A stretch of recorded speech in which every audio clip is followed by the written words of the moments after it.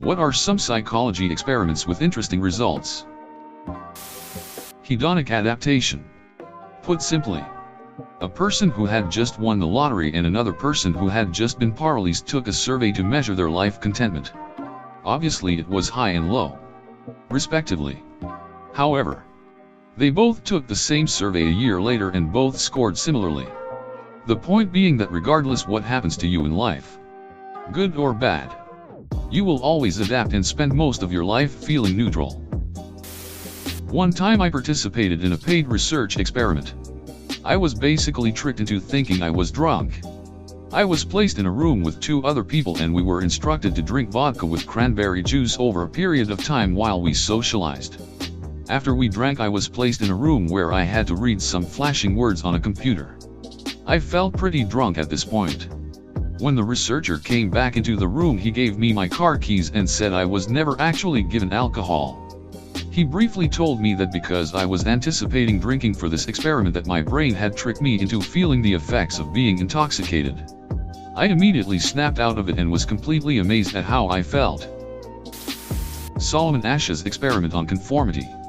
He set up a test wherein he would show 3 lines of different lengths to 5 or 6 individuals, I forgot the exact number, who had to state which line was the longest of the 3. The thing is, only the last individual is the participant and the others are actors paid to answer in a specific manner. For the first few questions, they choose the correct answer. But later on they start choosing the wrong one. The participants are conflicted as to whether they will say the correct answer or conform to the wrong answer as to not be judged by others or due to self-doubt of their own answers. In the end, most do conform. It's really interesting since it shows how powerful conformity is in the face of doubt. Up to a point that some even question their own sanity during the test. Another variation of the experiment also had interesting results. It had the same setup with 5 individuals with the last person being the participant. However, this time some of the actors say the wrong answer while one actor says the correct one. There was an increase in participants who would choose the correct answer and avoid conformity. It shows how much doubt one can have on oneself when alone, but be brought back to self-confidence when they find outside support. Split brain studies. One example. By providing differing information to each hemisphere of the brain in split brain individuals, those with a severed corpus callosum, meaning there's no communication between the 2 hemispheres, they found that people would actually physically grab their own hand with their other hand if they saw it making a mistake. Basically each side of the brain controls one side of your body. And in split brain people you can actually make both sides display a disagreement with the other. Which is insane, if you think about it. Research on learned helplessness is fascinating. Researchers would put dogs into shuttle boxes, long cage-like structures that the dog could move around in, and would shock the dog through the floor on one side of the box. The dog, at first, could easily escape the shock by moving to the other side of the box. Eventually, the researcher adds a wall so the dog can't escape the shocks, it just sits there, being shocked without escape.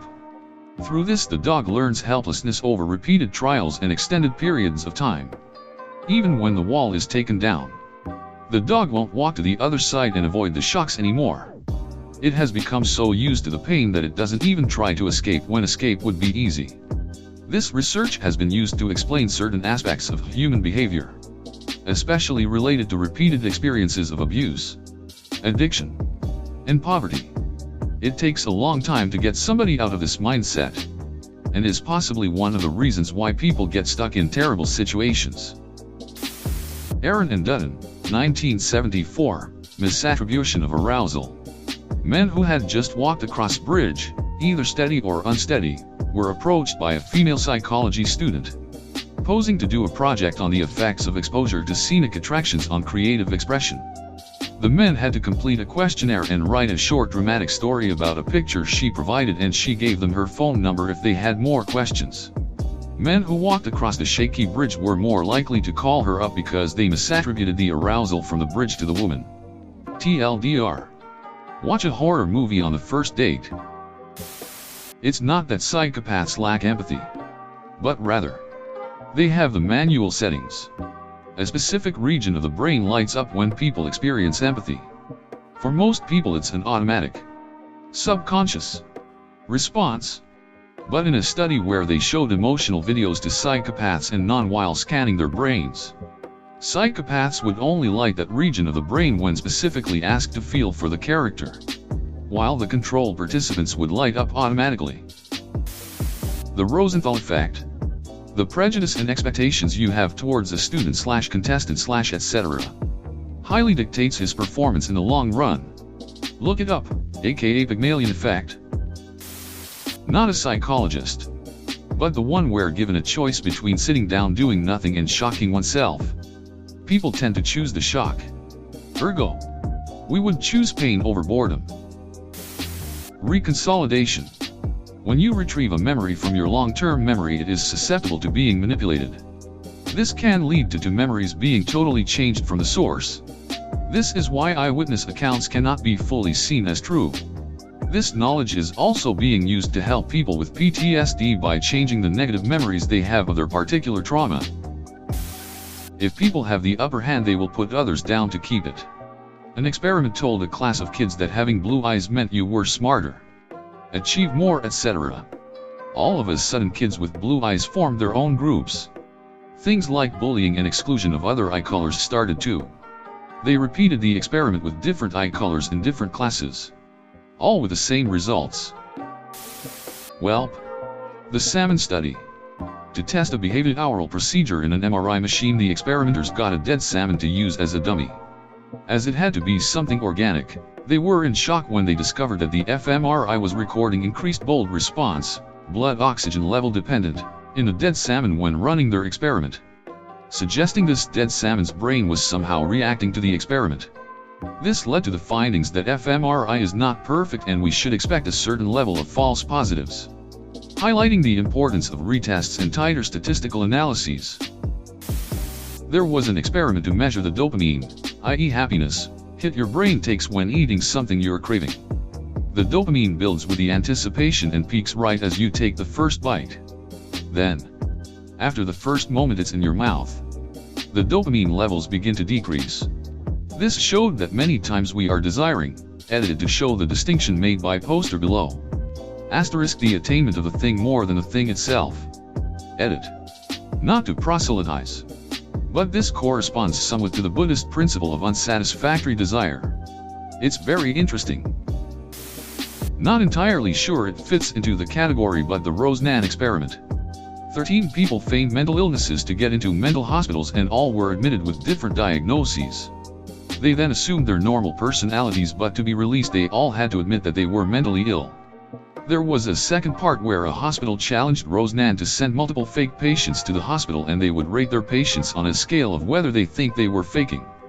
They identified many possible fakers, but Rosnan in fact hadn't sent anyone. Subjects were tested for introvert versus extrovert personality types. Prediction was that when placed in a sensory deprivation chamber, the introverts would be able to handle it easily while the extroverts would not. Exactly the reverse was found. Introverts became agitated quickly and performed all manners of self-stimulation. Extroverts quickly went to sleep. What the findings showed was that it's introverts who are the sensation seekers, needing stimulation from the outside world. Extroverts create their own internal sensation and project that out to the world. Dunning-Kruger effect is one of my favorites. Basically, people with less expertise in a field will overestimate their abilities in a given field because they don't know enough to see the limits of their expertise. At the same time, experts tend to underestimate their abilities because they know too well what they don't know. The phenomenon has, among other factors, been linked to anti-vaxxers, who overestimate their expertise, not seeing what they don't know, with dire consequences.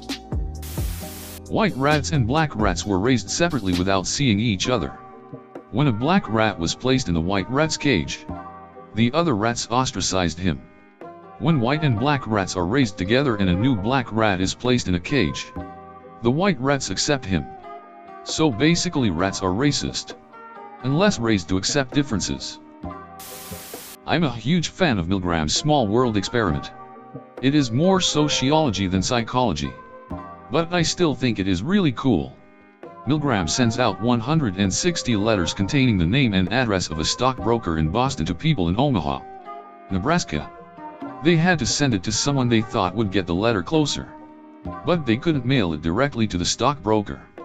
Interestingly, most people that sent on the letter sent it on to the same group of people on the 5th degree. It only took 6 people, hence the 6 degrees of separation, to arrive. On average, it shows how interconnected our world is. Even before the internet, which is happy to think about. Hugel and Wiesel inserted an electrode into the brain of a cat and took a single-cell recording of a cell in its visual cortex. By somewhat of an accident, they found that the neuron only fired when an object had one specific orientation. This was pretty much the discovery of center/surround-on/off visual processing cells in the V1 visual cortex. Cool stuff. The elevator groupthink study. Very amusing and sad at the same time. The experiment involved several actors entering an elevator with an oblivious participant. They then begin to perform a series of odd behaviors, such as they all stood facing the rear of the elevator. Inevitably, everyone else who got on ended up also facing the rear so as not to stand out from the rest. The study demonstrates how easily people succumb to group pressure to behave in a certain way. The case study done of Jeannie. She was a severely neglected child that never learned to speak. It became apparent that it is not possible to learn a first language as an adolescent. I'm late, but nobody has said it yet. The self-fulfilling prophecy studies are very important to social psychology, and their findings have many real-world applications.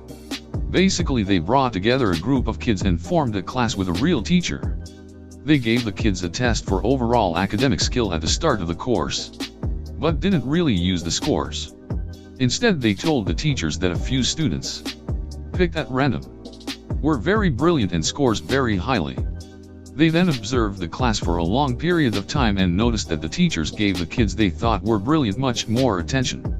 At the end of the study, the kids took the test again, and they found that the kids who were randomly named brilliant at the start actually scores higher than the rest of the class. The kids, again, at the start didn't score any different from the rest of the class. But through the self-fulfilling prophecy, they became the best in their class. This obviously has tons of application in the world and especially education.